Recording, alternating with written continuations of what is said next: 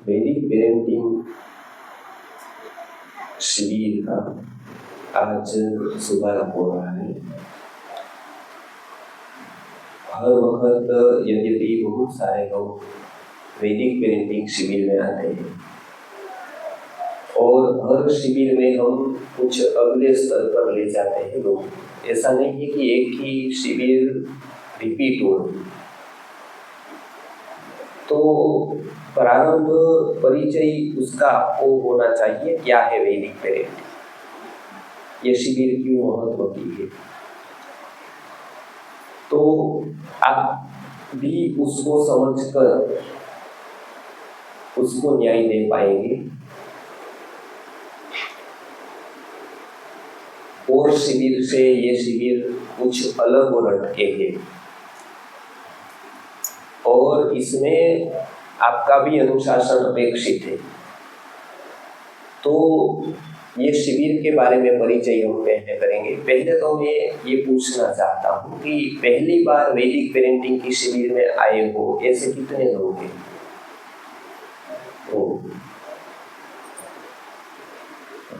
और दूसरी शिविरों में कोई भी शिविर में आए हो कोई?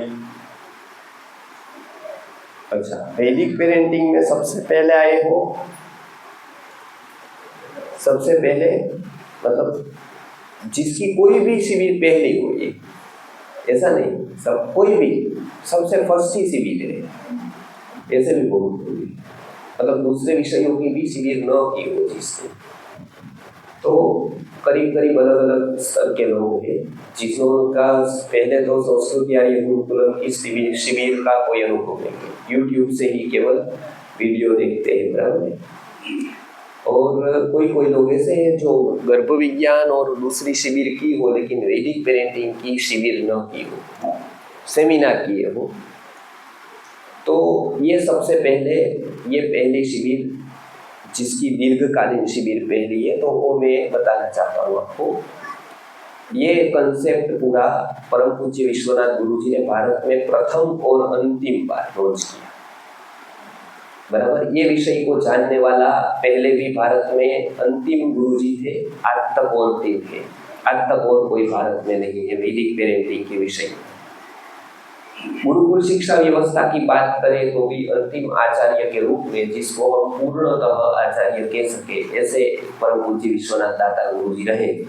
उसके बाद लगभग कोई पूरे भारत में उस तरह से सर्व विषयों के आचार्य, एकाध विषय के आचार्य मिल जाएंगे आपको कि कोई वेद जानता होगा, कोई कुछ आयुर्वेद जानता होगा, कोई कुछ जानता होगा, लेकिन उसको किस तरह से बच्चों को पढ़ाया जाए, किस पद्धति से, उस प्रकार की पद्धतियों का जिसको ज्ञान हो, या तो प्राचीन भारत की गुरुकुल व्यवस्था कैसी थी इसका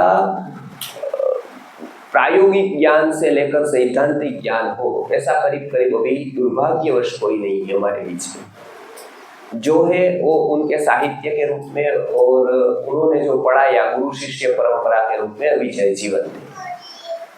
तो परम पूज्य गुरु जी ने अंग्रेजों से पहले जो मौजूद थी गुरुकुल शिक्षा व्यवस्था, उनका बहुत गहराई से अध्ययन किया। वो अध्ययन करने के बाद उन्होंने अभी किस तरह से गुरुकुल शिक्षा व्यवस्था को लागू किया जाए इसके ऊपर सालों तक मंथन और चिंतन किया। उसके बाद उन्होंने ये देखा कि ये गुरुकुल सीधा सफल नहीं हो सकता है, क्योंकि जब तक गुरु शिक्षा नहीं होगी तब तक गुरुकुल नहीं होगा। जब तक 10वीं नहीं होती है तब तक 12वीं नहीं होती है, 12वीं नहीं होती है तब तक BAMS या MBBS नहीं होता है। तो हम सीधा MBBS में डालते नहीं, पहले 10वीं कराते, फिर 12वीं कराते, फिर MBBS कराते, बराबर है। तो अभी जो जिसको गुरुकुल में बिठाना है उसको गुरु शिक्षा जरूरी है। पहला गुरुकुल है गर्भ, दूसरा गुरुकुल है गुरु, और तीसरा गुरुकुल जो ये है वो तीसरा है, और ये अंतिम गुरुकुल है, पहला नहीं। हम उसको क्या मानते हैं? पहला गुरुकुल। हम मानते हैं कि वो पहला गुरुकुल है और वहां जाकर ही वो कुछ सीखेगा, जबकि वहां कुछ सीख कर जाना चाहिए। कुछ सीख कर गया होगा तो वहां से कुछ सीखेगा।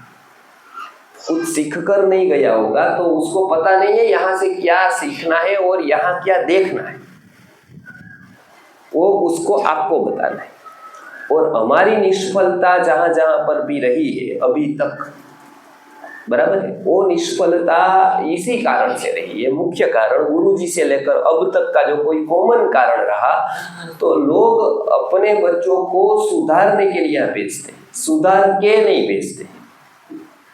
सुधारने का दायित्व भगवान ने, शास्त्रों ने आपके ऊपर दिया है, वो आप नहीं करते हैं। वो सुधारने का दायित्व आप हम पर छोड़ते, तब परी समस्या शुरू कि हम उसको सुधारेंगे तो उसको पढ़ाएंगे, दोनों बातें अलग अलग है। उसको जो विषय हमको पढ़ाना है आचार्य बनाने के लिए, वो हमारे पास पूरा उसका एक समय निर्धारण होता है, एक समय सूची। ऐसा नहीं है कि जिसका मन आ जाए वो पढ़ा दो, कहीं आचार्य ढूंढने को निकल जाओ। भारत भर में कोई व्याकरण पढ़ाता है, कोई न्याय पढ़ाता है, और हमको कुछ पता ही ना हो क्या न्याय व्याकरण क्या बैंगन होता है, कि कोई आलू होता है न्याय माने, कि वेदांत माने कोई सब्जी होती है, कि आयुर्वेद माने कोई लौकी होती है, क्या होता है। तो उसका कोई स्ट्रक्चर नहीं होता है, तो कोई सिस्टम डेवलप नहीं होती है। चंदा हो जाता है गुरुकुल के नाम, बराबर, कि भाई मांगो, लाओ लाओ, गुरुकुल किया है, रो, बराबर। कोई पलंग दे देगा, कोई कुछ दे देगा, कोई बिछाने का दे देगा। तो ये पहले गुरुकुल नहीं है, भ्रांति निकालनी, बराबर है। ये आश्रम वाला है नहीं, मठ मंदिर वाला सिस्टम नहीं। बच्चों को पंडित बनाने के लिए आपको यदि भेजना है तो और बहुत सारे मंदिर है, उसके लिए गुरुकुल है ही नहीं, वो तो हजारों जगह है इसके लिए। तो आचार्य की गरिमा क्या है, आचार्य क्या होता है, उसको पहले हमको समझना है। और वो समझ गए हम आचार्य की गरिमा, तो फिर माता पिता की गरिमा क्या है वो भी आपको जानना है। माता पिता को क्या दायित्व दिया है, तो आपका वो दायित्व पूरा आपको ही करना है। वो दायित्व आप पूरा करेंगे तो बच्चों को योग्य बना पाएंगे। हमसे क्या लेना है, नहीं तो बच्चा ये सीख कर नहीं आएगा, हमसे उसको क्या सीखना है। तो वो जो सीखना है वो नहीं सीख पाएगा, जो नहीं देखना है वही देखता रहेगा। आप यहाँ पर आए हैं, मुझे पता है कि आप में मुझे क्या देखना है, तो मैं न्याय दे पाऊंगा, बराबर है। पार्टी की तरह मैं करूंगा कि आपका रूप देखता रहूंगा, बराबर है, आपका कुछ और देखता रहूंगा, तो फिर मैं न्याय दे पाऊंगा वो वस्तु का। मुझे पता है ना आपका क्या देखना है, आप में देखने जैसा बहुत कुछ है। और बहुत सारे लोग आपको प्रोग्राम में जाते होंगे, शादी में जाते होंगे, तो अलग अलग दृष्टि से आपको देखते होंगे, बराबर है। वो भी एक जरिया है, वो भी देखते होंगे आपको। आप होशियार भी हो सकते हैं, तो ऑफिस में भी आप इस तरह से भी देखते होंगे आपको लोग। कोई रूपवती स्त्री है तो उसको अलग ढंग से भी लोग देखते होंगे, बराबर है। आप चप्पल होंगे तो और भी लोग आपको इस तरह से मैम की तरह भी देखते, वो अलग अलग तरीके। लेकिन मुझे पता है कि मुझे आप में क्या देखना है, तो ही मैं आपके काम ले सकता हूँ, आपको उपयोग आ सकता हूँ। उसी तरह से आपको ये पता होना चाहिए आपको मुझ में गुरुकुल में क्या देखना है, क्या नहीं देखना। आप स्ट्रक्चर देखते रहेंगे, जो दुनिया देखती है वो देखते रहेंगे, तो आपको जो ओरिजिनल हमने देखना है वो नहीं मिलेगा, बराबर है। आपको ये जानना है कि आपको क्या देखना है और बच्चों को क्या देखना सिखाना है। वो प्रशिक्षण आपको घर पे देना है, बराबर है। और उसको अनुशासित करके भेजना है, ताकि कम से कम हमको काम आसान पड़े। हमारे पास और बहुत काम है, ये छोटा काम नहीं है। गुरुकुल हमको एक नहीं बनाना है वहां पर, कि इस तरह से पूरे भारत में एक व्यवस्था का व्यवस्थापन करना है। संस्कृति आर्य गुरुकुलम का इतना व्यापक स्तर पर कार्य है, क्योंकि गुरुकुल की एकमात्र जिम्मेदारी जो सही ढंग से हम ला सकते हैं, कर सकते हैं, उसमें कोई हमारे स्तर पर आज खड़ा नहीं है। ये तो वास्तविकता है, इसमें कोई अतिशयोक्ति है ही। बराबर है। अब इसके लिए उसके ऊपर हमको उपकार करना है, ज्ञान देकर, व्यवस्था देकर, व्यवस्था को समझा, तो वो तो हमारा दायित्व है, वो हमको करना ही करना है। साथ साथ में वो व्यवस्था चले तब तक बच्चों को तैयार करना है आचार्य के रूप में। वो आचार्य के रूप में जो तैयार करना है, इसकी पहली सीढ़ी हम नहीं चालू कर रहे, इसकी पहली सीढ़ी आपको शुरू करनी, बराबर। वो पहली सीढ़ी है गुरु शिक्षा। वो गुरु शिक्षा कैसे देनी है, इसके लिए भारत में एक गुरु शिक्षा का कंसेप्ट था, जिसको हम आज मॉडर्न जिसको कहते हैं कि मॉडर्न व्यू में हम वैदिक पेरेंटिंग कहते हैं, बराबर है। तो ये एक वैदिक पेरेंटिंग गुरु शिक्षा है कि बच्चों को घर पे क्या सिखाया जाए, और उसी की बात हम 3 दिन तक अब करें। तो इसको पूरी गंभीरता के साथ आप लिखें, पूरी गंभीरता के साथ आप ग्रहण करें, और जो ऐसे पॉइंट्स आपको लगे कि बच्चों को सिखाने जैसे है, वो आप अवश्य नोट करके उसको सिखाने का आरंभ। दूसरी बात, जो आपको लगे कि ये गलती मेरे से हो रही है, वो गलती आप तुरंत दूसरे दिन से सुधारें, बराबर है। अनुकूलता प्रतिकूलता को आपको उससे ऊपर उठना है।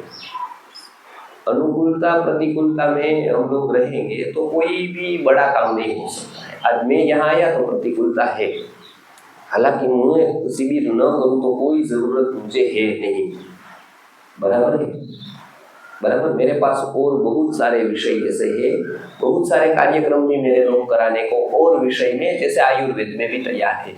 और वो ऐसा है, मैं 365 दिन कार्यक्रम करूँ, 365 दिन मेरे कार्यक्रम बुक हो जाते हैं, बराबर है। और वहाँ सब कुछ मुझे जो भी मिलता है वो वहाँ पर आराम से सब कुछ मिलता है। मुझे कोई ज़रूरी नहीं है कि ये सभी मेहनत में करूँ। स्कूल कर दूँ तो भी कोई काफ़ी हज़ारों करोड़ों रुपया में एक स्कूल करके कमा सकता हूँ, बराबर है। वो तो आसान है, पता है आपको भी। एक पार्टनरशिप में करूँ किसी के साथ स्कूल में, तो उसमें कोई बहुत सारी ऑफर है, मैं कर सकता हूँ ना ये सारा, बराबर है। वो आसान है, जो कुछ नहीं आता है वो भी ऐसा कर देते हैं, तो मुझे तो पता है। और बहुत सारे लोग ऑफर भी देते हैं कि स्कूल में हमारे साथ आ जाओ, तो हम विद्यार्थी और हजारों विद्यार्थी करेंगे और आपको उसमें पार्टनरशिप। तो कोई ज़रूरी नहीं, क्यों कर रहे हैं? क्योंकि हमको पता है कि ये इसी दृष्टि से यदि किया जाए तो ही गुरुकुल शिक्षा व्यवस्था बच सकती, और तो ही गुरु शिक्षा परिवार व्यवस्था बच सकती। बाकी कोई उपाय नहीं है। आप अपनी रीत से सब कुछ करोगे तो बच्चों में कोई असाधारण परिवर्तन नहीं होगा। आपको शास्त्रों का मानना होगा। आप अपनी रीत से ढंग से जीवन जीना चाहते हो तो फिर ये भूल जाइए बाद में कि हम कोई असाधारण परिवर्तन ला सकते। आपको शास्त्रों का मानना होगा, यदि उसमें से असाधारणता देखना चाहते हैं तो।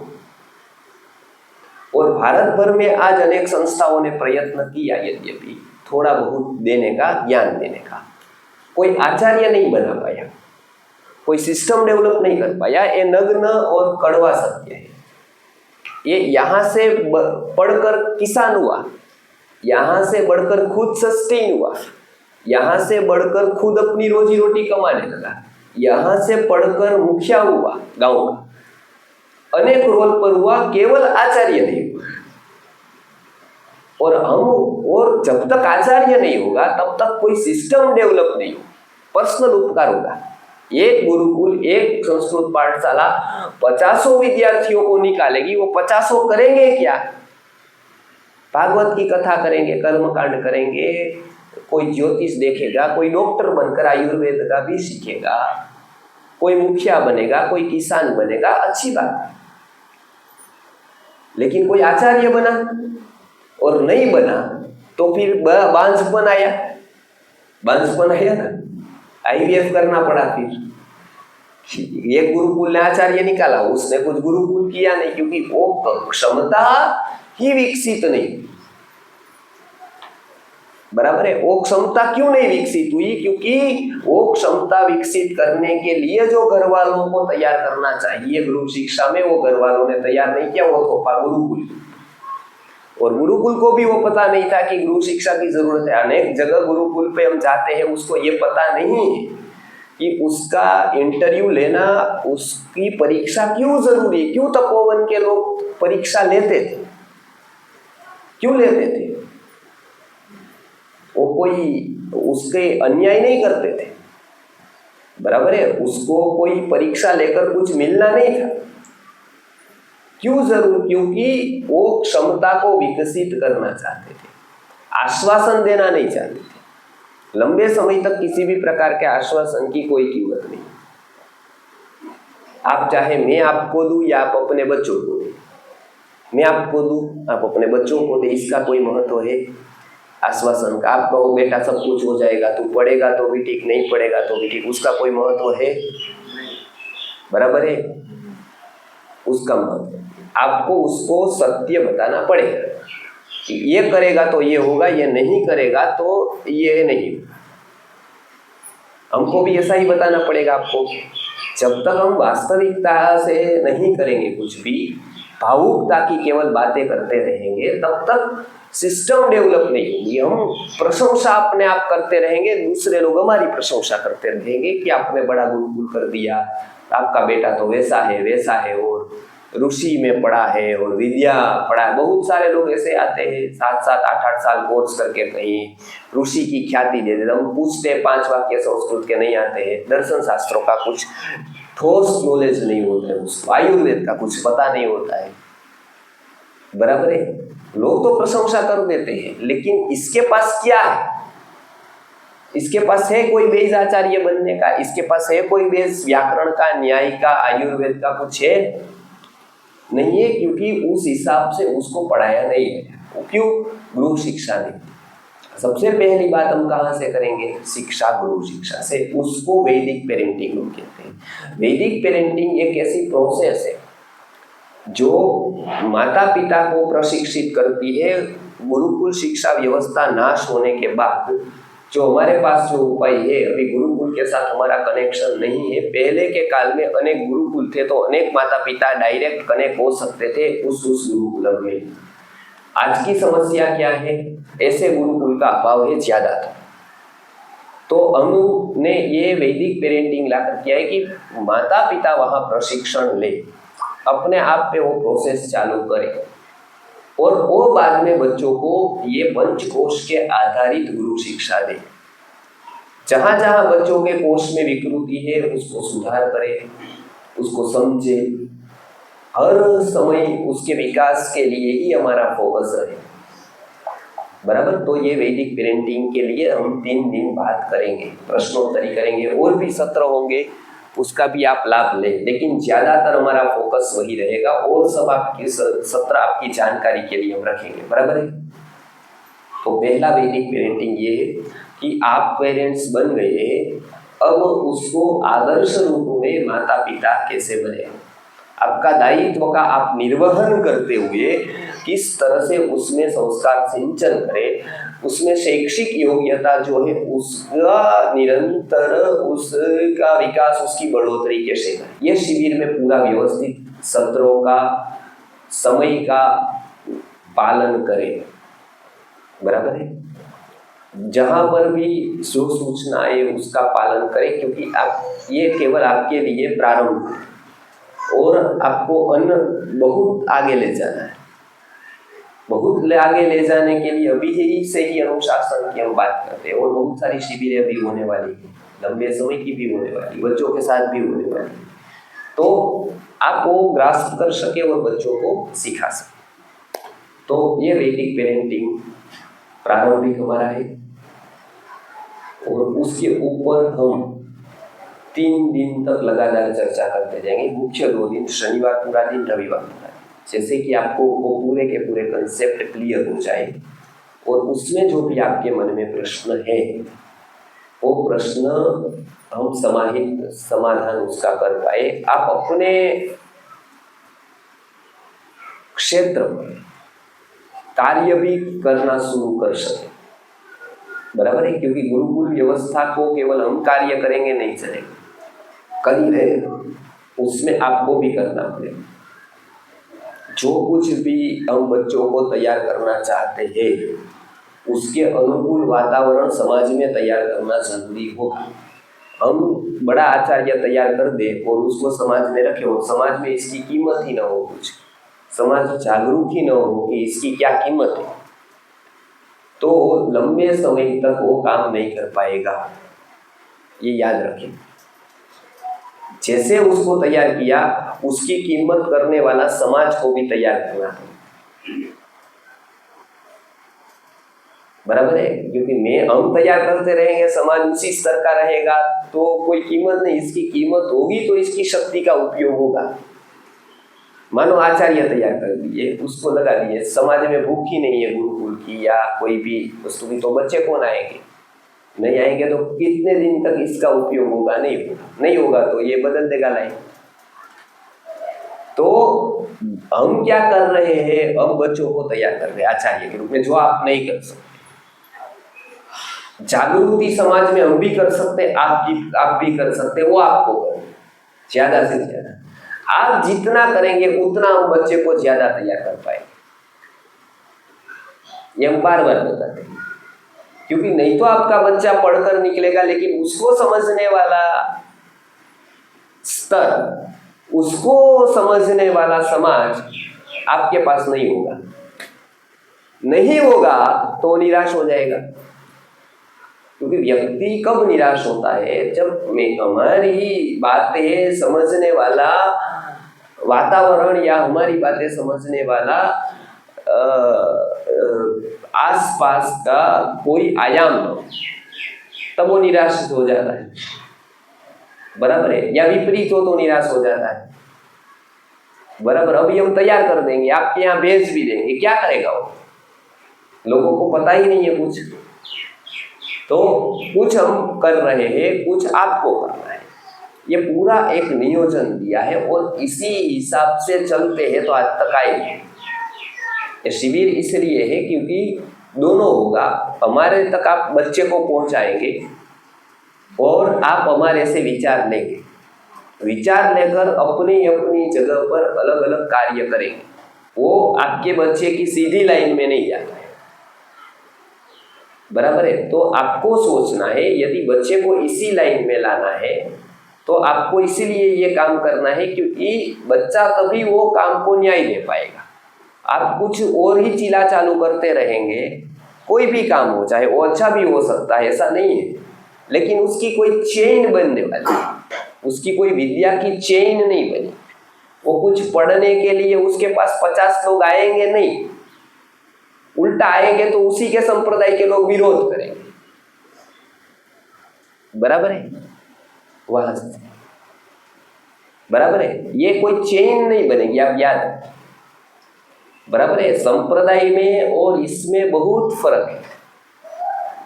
ये एक चेन निर्माण करेगा। आपका बच्चा यहाँ पढ़कर गया कुछ भी, तो उसके पास 40-50 आएंगे तो वो सेंट्रलाइज मैसेज हमारा दे पाएगा। वो कब दे पाएगा? जब आपने वो लिया होगा तब। आप ही कुछ और काम करते रहेंगे, बच्चों को यहाँ पढ़ाने के लिए भेजेंगे, आप कुछ और करते रहेंगे, तब तो आप ही हमको नहीं समझ पाएंगे पहले तो, क्योंकि जो टाइम देना है समझ विचार समझने के लिए वो टाइम आपको देना ही होगा, बराबर है। नहीं तो आप ही नहीं समझ पाएंगे तो बच्चे को न्याय नहीं दे पाएंगे। वो पढ़कर आएगा तो उसका उपयोग नहीं होगा। हम दोनों देखते हैं, यहाँ पढ़ाकर पूरा नहीं होगा, वो आज तक हुआ है। आज तक इतनी संस्कृत पाठशालाएं हुई, इतना वेद लोगों ने पढ़ा, कुछ भी हुआ, वो परिणाम क्यों नहीं आया? क्योंकि आचार्य नहीं निकले। संस्कृत में पढ़ा, बाद में सबसे ज्वलंत प्रश्न वो पढ़कर करेंगे क्या, उसका आया, क्योंकि उसकी कीमत करने वाला कोई नहीं। मेडिकल कॉलेज में निकलने के बाद ये प्रश्न नहीं है, इंजीनियरिंग कॉलेज में निकलने के बाद ये प्रश्न पहले नहीं था, पहले नहीं था, क्योंकि उसकी कीमत करने वाले लोग थे। आज गुरुकुल की कीमत करने वाले लोग नहीं है पिछले 50-100 साल से, इसलिए निकल कर क्या वो हर एक माता पिता में प्रश्न आता है। साइंटिस्ट बनकर क्या करेगा, ऐसा किसी ने पूछा? पूछा किसी ने वो IIT करके क्या करेगा, ऐसा किसी ने भी पूछा कि आप ये डाल तो रहे हो IIT में या तो MBA करने के लिए IIM में, उसके बाद क्या करेगा, ऐसा किसी ने भी प्रश्न पूछा। लेकिन गुरुकुल पढ़ने के बाद क्या करेगा ऐसा पूछा, 100 में से कितने लोगों ने पूछा? 99 कम कह रहे हैं, 99.99। 1000 में 999 पूछ रहे हैं, 100 में 99 नहीं, 99 from 100 नहीं, 999 from 1000, बराबर। क्योंकि उसके मस्तिष्क में ऐसा ही है कि ये निकलेगा तो इसकी कीमत करने वाला समाज नहीं है, और ये वास्तविक है। और ये क्यों है? क्योंकि हम भी ऐसा करते हैं कि टेकन फॉर ग्रांटेड ले लेते कि ये बच्चे को डाला तो मेरा कोई दायित्व फिर है, मैं जुड़ने के लिए नहीं कर रहा हूं, बच्चे को डालते जुड़ने के लिए नहीं, छूटने के लिए, बराबर। यदि वो चला जाए तो उसका सरदर्द कम हो जाए तो हम वो समय और कहीं लगा सके, घूमने फिरने में। दो शनि रवि नहीं जा सकते, सगे वाले में नहीं जा सकते, किसी को राजनीति का फॉर्म वॉर्म भरना होता है, किसी को कॉर्पोरेटर बनना होता है, किसी को कुछ, किसी उसमें बच्चा बीच में आता है तो वो टाइम उसको देना पड़ता है। गुरुकुल मिल जाए तो वो उसको छूट जाए, उसका समय बच जाए, वो समय वो धंधे में लगा सके, वो समय वो सामाजिक क्षेत्रों में लगा सके। तो जुड़ने के लिए नहीं, जो मुख्य गुरुकुल की विचारधारा है वो गुरुकुल में बच्चे को इसलिए डालना है क्योंकि गुरुकुल से हम जुड़ जाए। और यहाँ पर हर एक बच्चे को हम पूछते हैं उसमें कि आप क्यों डालना चाहते हैं, तो वो हर एक का आंसर, केंद्रीभूत आंसर यही होता है कि हम छूट जाए, बराबर है। कि इसको डाल दिया तो हम फ्री हो जाए। फ्री होने के बाद वो जरूरी नहीं है सलाह लेना कि मैं क्या करूं, क्योंकि वो उसको पता है उसको क्या करना है, वो उसको पक्का पता है। वो 2 घंटे उसको टीवी देखना है, वीडियो देखना है, मीडिया देखना है, उसको कहाँ लगाना है, वो नक्की करके आया है। बस उसको बच्चों से छूटना है, बराबर।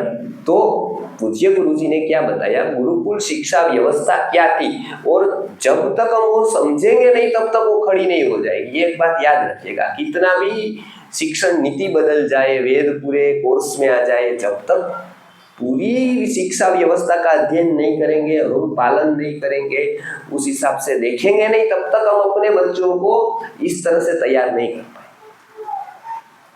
उसको समझना होगा, काम करना होगा, बराबर है। और उसका परिणाम तुरंत आपको दिखेगा 1-2 साल में, क्या इसमें परिणाम आया।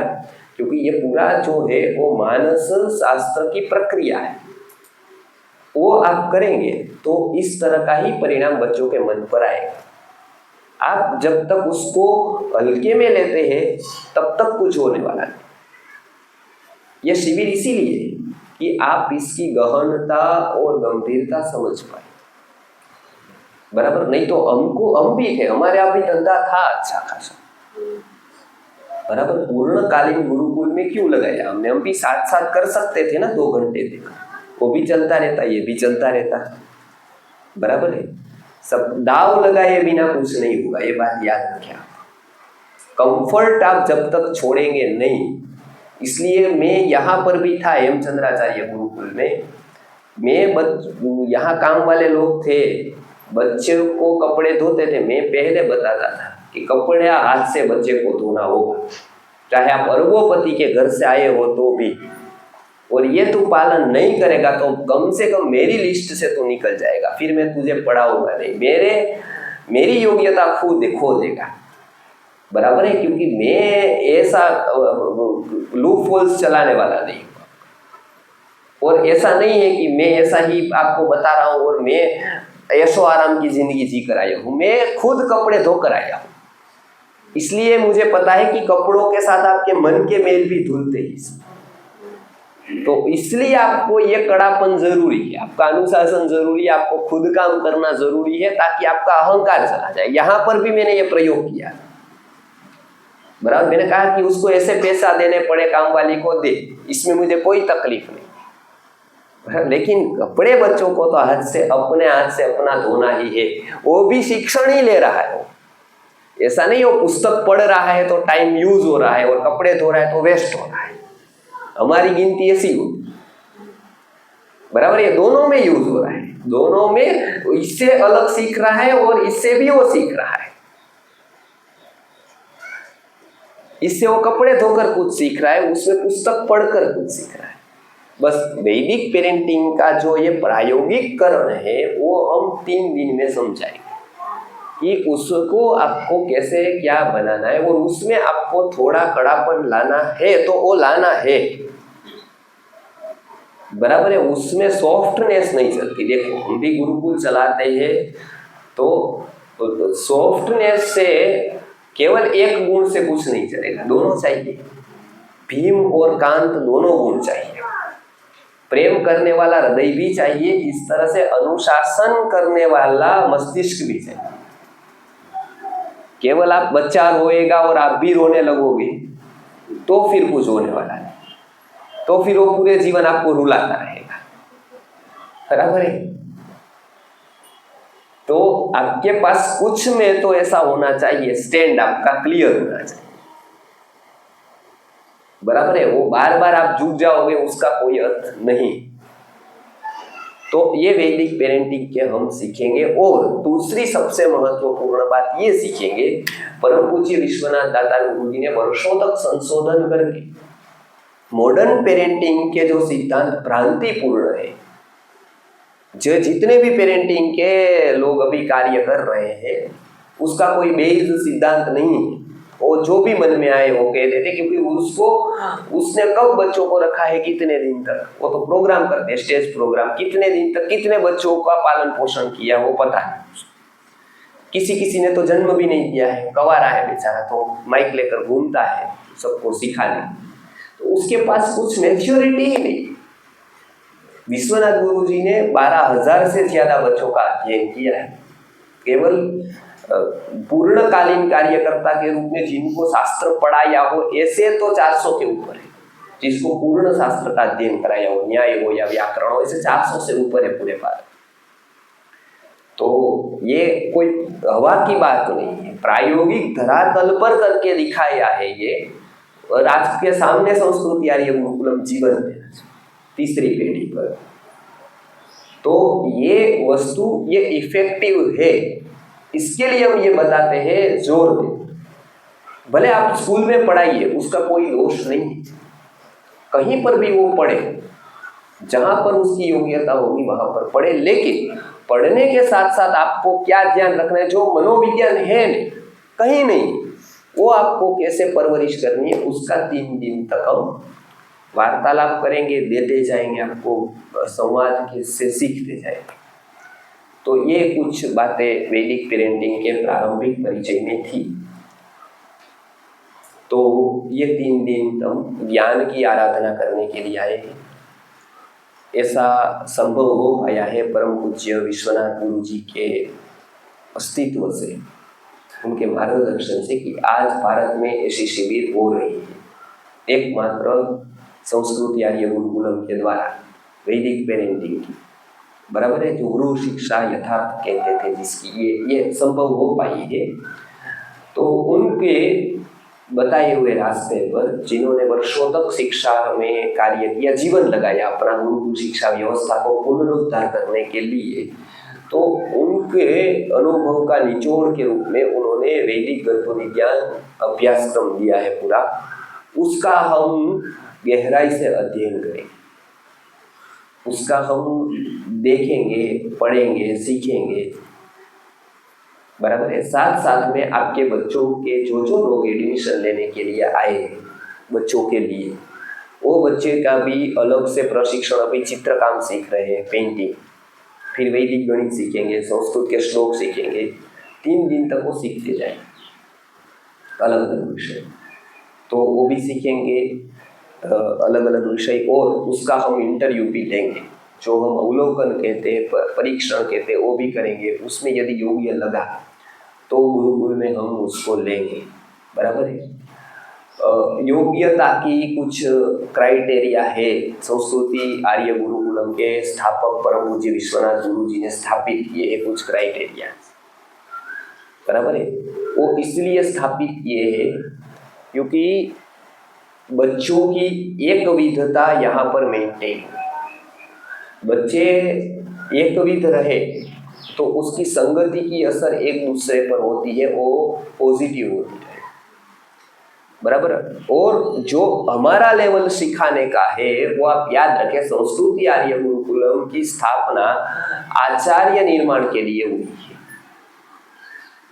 बराबर। ये क्लियर रहे हमारा कि कोई दुकान करता है तो निश्चित होता है कि उसको दुकान मुनाफे के लिए करे, वो कोई सेवा करने के लिए वहां बेचता नहीं है मठ मंदिर, बराबर। वो क्लियर होता है उसका। संस्कृति आर्य गुरुकुलम की स्थापना आचार्य निर्माण के लिए हुई है, जो और जगह शक्य नहीं है। और जगह सस्टेन करना सरल है, बच्चों को रोजगारी देना, बच्चों को रोजगारी देने के लिए तैयार करना, उसके लिए प्रयत्न करना, ये सब और जगह हो रहा है। इसके लिए संस्कृति आर्य गुरुकुलम की स्थापना नहीं है। बच्चों को, आपके बच्चे को रोजगारी मिल जाए कहीं से भी जुगाड़ करके, और कुछ हम उसमें कर सके आपके बच्चों को लाइन पे लाने के लिए, इसलिए हम करेंगे, लेकिन वो हमारा केंद्रीभूत काम नहीं है। समझ गई? हमारा काम क्या है? गुरुकुल की व्यवस्था स्थापना क्यों हुई है? आचार्यों को तैयार करने के लिए, क्योंकि गुरुकुल को सबसे ज्यादा जरूरी आचार्य की ही है। आज भारत को किसकी जरूरत है? रोजी रोटी की है? नहीं, वो 50 लोग दे पाएंगे, है ना। वो नहीं पड़ेगा तो भी हो जाएगी, चलो गारंटी। कुछ नहीं पड़ेगा, कहीं लगा देंगे तो हो जाएगा। उसके लिए इतनी बड़ी शिक्षा की जरूरत नहीं, इसके लिए तो नहीं है कम से कम। वो तो एक कारखाने वाला कर देगा, एक झाड़ू वाला कर देगा, एक पेपर वाला कर देगा, एक इंजीनियर कर देगा, एक डॉक्टर कर देगा, हजारों लाखों यूनिवर्सिटी, हजारों लाखों कोर्स। वो तो हमारा एक आयुर्वेद का छोटा सा नेचुरोपैथी काफी है उसमें, बराबर। उसमें फ्री नहीं रहेगा, इतने पेशेंट थे, बराबर, फ्री ही नहीं रहेगा। इतने प्रॉब्लम वाले लोग हैं, उसके लिए गुरुकुल एक्चुअली गुरुकुल नहीं। हमारी भावना है बच्चे को जितना हो सके ये गुरुकुल की लाइन में ही लाए और गुरुकुल को ही स्ट्रॉन्ग सिस्टम बना दे। गुरुकुल व्यवस्था में ब्रेन नहीं आएगा तो क्या होगा? बराबर है, ब्रेन नहीं आएगा तो क्या? मैं यदि आज बड़ा डॉक्टर बनता आयुर्वेद का, और हूँ भारत के प्रथम 10 वैद्यों में मेरा क्रम आता है, भारत भर के पर प्रथम 10 वैद्यों, मैं आराम से बहुत बड़ी क्लिनिक खोल सकता हूँ, दिल्ली मुंबई से लेकर सब कुछ, और मेरा स्टाफ बिठा सकता हूँ, वो कर सकता हूँ ना मैं, बराबर है। यहाँ से एम्स से लेकर आयुष मंत्रालय पर मुझे अभी ऑफर आया है सलाहकार के रूप में वहां जाने का, आयुष मंत्रालय। मैं ये क्यों नहीं कर रहा हूँ? मुझे पता है मैं ऐसी ऑफिस में वहां बैठकर मेरे अंडर में वो स्टाफ रखने, जीवन के अंत में मेरे पास क्या होगा? मेरे पास वो संतोष नहीं होगा, मेरे पास वो बोध का बैलेंस नहीं होगा कि मैंने 50 आचार्य भारत को देकर जा रहा। और ये तैयार करने के लिए मैं सूरत, मुंबई, पुणे से लेकर भारत के हर एक क्षेत्र पर अपनी टिकट से घूम रहा हूँ, बिना कोई चंदा किए और बिना एक भी रुपया मांगे। पूछो इनके, सूरत शिविर थी अभी, बराबर, सूरत आए थे, भी 2 दिन की थी। भारत भर में ऐसी होती है। मैं कोई भी आयोजक है, 1 रुपया मैं नहीं देता हूँ, जरूरत पड़े मैं खर्च करता हूँ अपना, बराबर है। वहां जो नियोजन में जरूरत पड़े मैं अपना खर्च करता हूँ गुरुकुल शिक्षा व्यवस्था के लिए, क्योंकि वो खड़ी करनी बहुत जरूरी है, बराबर है। वहां पर लोग मिलते हैं तो कठिन से कठिन गांव, शहर, नगर में मैं जाता हूँ, बराबर। ये क्यों? मैं इतनी मेहनत जरूरी नहीं है, मैं रोजी रोटी तो मेरे पास बहुत कम वस्तु है, मैं एक ज्वाइन करूंगा तो मेरे पास बहुत आ जाएंगे, पद मेरे लिए बहुत मायने नहीं रखता है। आयुष मंत्रालय ऑफर करता है मुझे 2 साल से आयुर्वेद में आगे के लिए सलाह सूचन देने के लिए, मेरे वीडियो शूट करके, बराबर है। आप सुनते हैं ना आयुर्वेद के, उसमें मुझे कोई इंटरेस्ट नहीं है, बराबर, और नहीं होना चाहिए। मुझे एक ही इंटरेस्ट है, गुरुकुल। और मैं आपको भी यही बताता हूं, आप उसी इंटरेस्ट से यहाँ आए। हाँ, ये बात अलग है आपकी चिकित्सा की मैं सेवा करूंगा, आप अच्छे हैं इसमें, बराबर है। बाकी दूसरे लोग जो भी कुछ कर रहे हैं उसके लिए तो मेरा समय नहीं निकालना चाहिए मुझे, मैं ठीक करता रहूंगा, वो बिगाड़ते रहेंगे दारू पीकर, बराबर है। तो ऐसा तो नहीं होना चाहिए, समय कम है। आपको भी अपने बच्चे के लिए बड़ा ध्येय रखना है, इस तरह का है, बराबर है। ये वैदिक पेरेंटिंग का प्रारंभिक सिद्धांत है, ये बराबर है कि भले ही वो आचार्य तक न पहुंच पाए, लेकिन कम से कम कुछ तो ग्रहण कर पाए, कुछ तो उसमें वो क्षमता अर्जित करे कि कुछ अच्छे गुण तो ले पाए, कुछ उसमें ऐसी तो टेंडेंसी आए कि वो अच्छे व्यक्ति का चाहक बन जाए। वो भी कोई कम बात नहीं, उसको अच्छा व्यक्ति अच्छा लगना वो भी बहुत बड़ी बात है, वो कोई कम उपलब्धि नहीं है। अच्छा व्यक्ति उसको अच्छा लग जाए वो कोई कम बात नहीं, वो बहुत बड़ी गॉड गिफ्ट है। महान व्यक्ति का वो अनुचर हो जाए तो वो गॉड से मिली सबसे बड़ी गिफ्ट है। बस हम ये चाहते हैं कि आपके बच्चे ऐसे बने। इसलिए कभी कभी हमारे पास बहुत दुविधा आती है जब आपके बच्चों को हमको कभी कभी गुरुकुल पे प्रवेश का मना करना पड़ता है। आपको लगता है आपको ही दुख होता है, हमको नहीं होता है। सबसे ज्यादा दुख हमको होता है।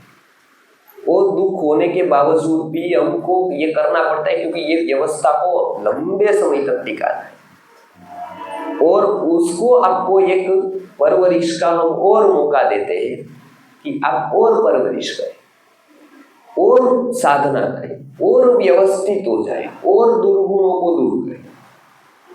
उसी दृष्टि से आप हमको तोलें। बाकी आप उस दृष्टि से हमको नहीं देखेंगे तो आप हमारे पर अन्याय कर सकते हैं। उस दृष्टि से ही आपको देखना है और आपको हम फेल कर देंगे तो आपसे हम डिस्कनेक्ट नहीं हो जाएंगे, नहीं आप हमसे हो जाएंगे। एक क्लियर बात, बराबर है। इस तरह की संकुचित बातों में हम नहीं तो आपकी कोई क्षमता की, यदि आपको इच्छा नहीं है तो हम किसी भी क्षमता का कोई उपयोग आपका करना ही नहीं चाहते। पहली बात, बराबर है। आपकी तनिक इच्छा नहीं है यदि, बराबर है, तो कोई भी क्षमता का उपयोग करना नहीं चाहते। आप जहां करते हैं वहां करते रहे, उसमें हमको कोई तकलीफ नहीं है, बराबर। आपको यदि लगे कि मेरी क्षमता का ये उपयोग मैं यहाँ कर सकता हूँ तो और तो ही आप करें, लेकिन आपका और हमारा संबंध बहुत महत्व का है, क्योंकि आप चले जाएंगे, आपके बच्चे रहने वाले, मैं चला जाऊंगा, गुरुकुल शिक्षा व्यवस्था रहने वाली है। तो वो सिस्टम अप्रोच से ही काम करें, पर्सन अप्रोच से नहीं। सिस्टम अप्रोच गुरुकुल शिक्षा व्यवस्था की स्थापना करनी है। परम पूज्य विश्वनाथ गुरु जी को जब से सुना है, जब से जाना है, जब से देखा है, जब से पाया है उनसे, तब से एक विचार हो गया है कि गुरुकुल शिक्षा व्यवस्था के बिना कोई उद्धार है ही नहीं। आप चाहे कितना भी कर लो, जब तक आप बच्चों की शिक्षा की कोई व्यवस्था नहीं करते हो तब तक आप लगो कोई भी प्रकार के प्रचार में, कोई भी संस्था में, कोई भी संप्रदाय में, कोई भी, उससे कुछ दूसरी पीढ़ी में होने वाला है। वो सिस्टम डेवलप नहीं होगी, वो व्यक्तिगत होगा। कुछ एक बार हो जाएगा, करोड़ों लोग मान जाएंगे, आगे क्या, आगे दूसरी पीढ़ी का क्या, आगे लीडरशिप कहाँ, वो नहीं होगा। ऋषि मुनियों ने इसलिए हजारों लाखों साल के अनुभव के बाद बताया है कि जो बुद्धिमान है और थोड़ी उसमें बुद्धि है तो उसको पूरा काम सबसे पहला शिक्षा का ही करना हो। आपके पास एक कटोरा पानी है और वहां वृक्ष है, उसमें पत्ते भी है, उसमें तड़ भी है, उसके फल भी आप खा रहे हैं। पानी कहाँ दोगे आप? यदि वृक्ष को जीवंत रखना है तो जड़ों, फलों में दोगे तो आप कहोगे फल में खा रहा हूं, उसका पानी तो फल में देना चाहिए, वही न्याय है। पत्ते में ले रहा हूं, दातुन में उसका कर रहा हूं, जड़ कोई उपयोगी नहीं दिखती है तो जड़ में कैसे पानी दूं? पत्ता में खा रहा हूं, फल में ले रहा हूं, दातुन में उसका कर रहा हूं, तो पानी दातुन को दूंगा, पानी पत्ते को दूंगा, पानी फल को दूंगा। तो जड़ जोड़ छोड़िए, पत्ता ही हरा नहीं रह पाएगा पत्ते को पानी दिया, फल ही पक नहीं पाएगा फल को पानी दिया। किसको देना चाहिए? रूट। बच्चों में भी कुछ भी काम करना है, बड़े वृद्ध सब में, कहाँ काम करना होगा? जड़ में। तो सबकी व्यवस्था क्या है? जड़, शिक्षा। वहां से ही पूरा डेवलप होता है। जैसे वृक्ष है वो मूल से ही डेवलप होता है। ऐसा नहीं है कि मूल कैसा भी रहे और थल अच्छा हो गया, फल अच्छा हो गया, ऐसा नहीं होगा। जो भी होगा वो मूल की वजह से होगा। तो इस तरह से 3 दिन तक हम कंटिन्यूस ये ज्ञान मंथन करेंगे। रात को भी प्रश्नोत्तरी करेंगे। हमारी एक भावना हमेशा रहती है कि आपका समय बराबर पालन होना चाहिए। बराबर है? बराबर। तो समय आपका बराबर, यहाँ तक आप इतने परेशानी से आए हो, मुझे पता है, इतनी गर्मी है और तो भी आप आए हैं, यहाँ पर दूर दूर प्रदेशों से आए हैं। बराबर है? तो मुझे पता है आप इसका महत्व जानते हैं, इसलिए आए। तो आपका समय को न्याय देना मेरा कर्तव्य होता है। तो आपका समय बिगड़ना नहीं चाहिए। उस हिसाब से मैं सेशन लेता हूँ, उसी हिसाब से मैं तैयारी करके आता हूँ आज। बराबर है? वो आपने देखा होगा पिछले 3-5 जितने भी सालों से आप आ रहे हैं। बराबर। और आपसे अपेक्षा क्या रखता हूँ इतनी तैयारी के बाद? आपसे मैं अपेक्षा अनुशासन की रखता हूँ। मुझे दुख होता है कहने के लिए, लेकिन यही गुरुकुल में शिविरें होती है, उसमें मेरा एक ही विरोध होता है। आपको पता है हरीश भाई, अनुशासन का अभाव मुझे बिल्कुल चलता नहीं। बराबर है? 2-4 लोग बीच की शिविरों में, पिछली में यहाँ था 5 साल पहले, कुछ आ गए थे, मुक्ति भवन पास में था, भोजन करने गए थे ना, वहां पर मना था कि रात को भोजन नहीं करना है। मैं वहां गया था और ये इसमें से भी लोग आए थे, उसको वहां रुकाने की व्यवस्था की। उन लोगों ने क्या किया पता है? यहाँ भोजन पैक करके थैले में डालकर ले गए अंदर रूम, और रूम में खाया और बाहर कचरा टोकरी में बचा हुआ फेंक दिया। उन लोगों ने देखा तो इसकी इज्जत इतनी गई, 5 साल तक हम रिकवर नहीं कर पाए हैं। मैं कहने को जाता हूं तो बोलते हैं वो लोग कि आपका वर्ग ही ऐसा है कि बिल्कुल नॉनसेंस है। जब तक हमने बताया था यहाँ भोजन नहीं करना है, तो भी भोजन करते कमरे में बैठकर, बाहर खा कर आ सकते थे वो लोग। यहाँ खाना मना है, खाना खाया, बंद किया, उसको पता है किसी को कोई देखता नहीं है, फिर बाहर खाया। उस दिन से पूछो क्या हुआ है, देने का बंद कर दिया ना। मैंने आपके हिसाब से गारंटी ली उनके पास। मैंने कहा वो कोई वर्ग होगा, हमारे वर्ग कोई ऐसा नहीं करेगा। वैदिक पेरेंटिंग में आया हुआ वर्ग, आपकी अनुशासन की जिम्मेदारी मैं लेता हूँ, यहाँ गुरुकुलम से लेकर कोई भी संस्थान में। और आप यदि ऐसा करते हैं तो मैं मानता हूँ कि कोई योग्य नहीं है आप। बराबर है? ऐसा नहीं होना चाहिए। मैं हर एक जगह पर जाता हूँ, जहाँ जहाँ शिविरें होती है, पूरा मैं स्थल लेता हूँ, तो जिम्मेदारी आपकी ओर से मैं ले लेता हूँ कि आपका अनुशासन रखना मेरी जिम्मेदारी है। मेरा कंटेंट देना मेरी पहली जिम्मेदारी। आपका व्यर्थ नहीं जाना चाहिए, समय, शक्ति, सब कुछ। दूसरी बात, आपका अनुशासन की भी मैं जिम्मेदारी ले लेता हूँ। हमारी शिविर में आया हुआ व्यक्ति ऐसा कुछ नहीं करेगा, ताकि मुझे इस सिस्टम को लंबा पूरे भारत में टिकाना है। बराबर। उसको ऐसा लगना चाहिए कि नहीं, ये अनुशासित लोग हैं, क्योंकि आप सामान्य नहीं, अब आप गुरुकुल को प्रेजेंट कर रहे हैं। आपके द्वारा वैदिक पेरेंटिंग प्रेजेंट होगा, गुरुकुल प्रेजेंट होगा, तो हम ये अनुशासन 3 दिन तक रखेंगे। जो भी सूचना होगी, आपको कोई भी प्रश्न है, असुविधा है तो बताइए, तो हम सुविधा करने का आपको सहयोग करेंगे। ऐसे जड़ तो नहीं है कि आपकी असुविधा समझते हैं, लेकिन थोड़ी सुविधा न हो तो भी चलाने का सीखें। बराबर है? तो इतने लोग हमारी सहायता कर रहे, सहयोग कर रहे हैं। 3 दिन तक हम ये सत्र शुरू रखेंगे। आप कल से ही नोट पेन लेकर आइए। अग्निहोत्र का समय बराबर होगा, उसमें अग्निहोत्र खास सीखिए। अग्निहोत्र कम से कम कुछ और न कर सके, यहां से जाने के बाद अब अग्निहोत्र भी शुरू कर देंगे, एक वस्तु केवल, तो भी कुछ नियमितता आपके जीवन में आ जाए। और एक नियमितता आपके जीवन में आ गई ना, तो पूरे गुणों का लीडर है। जो नियमित है ना, उसको आप लीडरशिप कह सकते हैं। पूरे गुणों वो लीडर है। एक नियमितता ही ना आप में बहुत गुण आ जाए। समय बच्चे एक नियमित रखेंगे ना, 30 से 40% उसकी व्यवस्थापन शक्ति बढ़ जाएगी, क्योंकि व्यवस्था का प्राण नियमितता है। कोई भी व्यक्ति व्यवस्थित है कि नहीं वो देखना है, तो आप पहले देखें वो नियमित है कि नहीं। बराबर है। तो ये एक उपाय ऋषि मुनियों ने दिया है कि आप अग्निहोत्र करेंगे तो कम से कम एक नियमितता आपके जीवन में घटित होगी, और वो आपको हम प्रॉपर यहाँ सिखाएंगे कि किस तरह से आपको अग्निहोत्र बच्चों को सिखाना है, आपको करना है। तो बहुत ही उत्तम बात के लिए आप सब लोग यहाँ पर आए, पूरा लाभ लें ये शिविर का, और आगे भी इस तरह के कार्यों में आप हमेशा जिस तरह से जुड़ सकते हैं, तन से, मन से, धन से, जिस तरह से।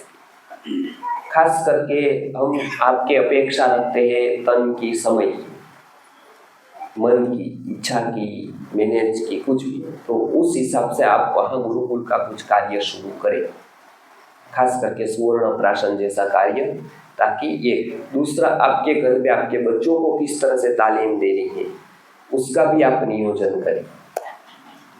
तो ये वैदिक पेरेंटिंग का परिचय सत्र था। अब पहले भोजन हो जाएगा, क्योंकि यहाँ पर नियम सायंकाल भोजन का है। सूर्यास्त के बाद यहाँ भोजन नहीं होता है। सादर हम वो नियम का अनुपालन यहाँ करते हैं जब ये परिसर में होते हैं तब, बराबर है, क्योंकि ये यहाँ का नियम है, तो हमारा पालन करने का हमारा दायित्व है, बराबर। उसके बाद हम यहाँ पर अग्निहोत्र करेंगे, बराबर, बच्चों के साथ। उसके बाद फिर हम प्रश्नोत्तरी के लिए और एक सेशन होगा, आज रात को तो आएंगे। उसके बाद कल का पूरा टाइम टेबल आपको ग्रुप में मिल जाएगा। जो लोग का टोकन लेना बाकी है या फिर कुछ नाम लिखाना, रजिस्ट्रेशन, वो पूरा करा लीजिए, ग्रुप में नाम लिखा दीजिए, ताकि ग्रुप में आपको सूचना मिलती रहे। करीब करीब 9 बजे से शुरू हो जाएगा सत्र। कल बच्चों की शैक्षिक योग्यता पर है पूरा सत्र, उसमें आप समय आ जाए। सुबह का पूरा क्या करना है, क्रियाकलाप वो आपको बता देंगे। कुछ तकलीफ है तो किसको मिलना है वो भी आपको कार्यकर्तागण बता देंगे। कार्यकर्ता इस बार कम है, इसके लिए आप स्वयं ही ऐसा माने कि वो आप स्वयं काम कर लें, बराबर है। तो उसी तरह से माने कि हम कुछ हो सकता है तो अपने कुछ प्रश्न है तो उसको पूछ सकते हैं। अभी लगभग 5:45 बजे है, तो मैं परिचय सबका लेना चाहता हूँ। अभी थोड़े थोड़े करके हम परिचय सत्र लेंगे। तो अभी ये सत्र पूरा होने के बाद केवल 5-10 लोग जो है वो केवल अपना परिचय दे, और उसके बाद हम परिचय जो बाकी है वो बाद में ले लेंगे। तो उसके बाद आप जो भी प्रश्न है, मैं कहना भूल गया आपको, प्रश्न है वो डायरी में लिख लीजिए। जो भी प्रश्न आपको आएगा वो हम प्रश्नोत्तरी का अलग संवाद का सेशन रोज रखेंगे। मेरे पास जिसको कोई भी कारणसर मिलना है, वो पूरे आपको जो समय दिया जाए उसमें से उठकर अंत में से आप आ जाए एक को, और वो लोग मुझे मिल सकते हैं। अपना हेतु बताइए कि गुरुकुल के लिए मिलना है, चिकित्सा के लिए। चिकित्सा के लिए इस बार मैं नहीं हूँ, भूमित सहर कल आ रहे हैं, भूमित साहेब जो आयुर्वेद के ही बहुत तज्ञ हैं, और वो देखते हैं तो मैं ही देखता हूँ, ऐसा है। पूरी पद्धति से वो आयुर्वेद की देखते हैं आपको, और उसके बाद जहाँ जहाँ लगता है वहाँ वो मेरे से डिस्कस करते हैं पूरे रोगों में, पूरी जगह पर हमारी मीटिंग होती है। बार मेरे साथ बहुत संवाद है उनका और उनकी पत्नी पूजा बहन का, तो उनको आप दिखाइए अवश्य। जो भी चिकित्सा के प्रश्न है उनके लिए वो होंगे, गुरुकुल के प्रश्न के लिए मैं होगा, बराबर है। तो उसके लिए जो भी जरूरी है अलग से तो आप बता सकते हैं कि ये मेरा रोग है, वो आपको पूरा गाइड करेंगे, और ज़रूरत रहेगी तो वो मेरे से सलाह मशवरा जो भी है वो करेंगे। तो चिकित्सा के लिए उनको मिलना है नाम लिखाकर। गुरुकुल व्यवस्था या और कोई भी सामाजिक कार्य के लिए मुझे मिलना है। व्यवस्था संबंधित कोई भी प्रश्न, आगे अपने बच्चों का कोई प्रश्न है तो फिर मुझे मिलना है, बराबर है। तो ये दोनों है। इंटरव्यू कब होगा वो आपको समय दिया जाएगा, आपका लिख कर उसके हिसाब से आप एक आते हैं तो मैं आपको न्याय दे पाऊंगा और समय दे पाऊंगा, बराबर है। कोई भी प्रकार का ऐसा मन में न ले कि मेरे साथ अन्याय हो रहा है, कह दे कि भाई मुझे ये चाहिए, मुझे इसका काम है, बराबर है। ताकि ऐसा न लगे वो व्यक्ति मुझे समय नहीं दे रहा है, वो व्यक्ति समय नहीं दे, ऐसा नहीं होता है। तो बहुत लोगों को ध्यान में रखते हुए नियोजन होता है, बराबर। तो उसमें सहयोग दे, बराबर। ये पूरा तो कुछ रह जाए तो आप याद दिलाए, उसमें कोई तकलीफ नहीं है, बराबर है। तो ये एक वस्तु थी। अब पहले 5 लोग केवल अपना परिचय देंगे। जी यहाँ से शुरुआत करते हैं, बराबर है। अभी शुरुआत कर दें जी, बस।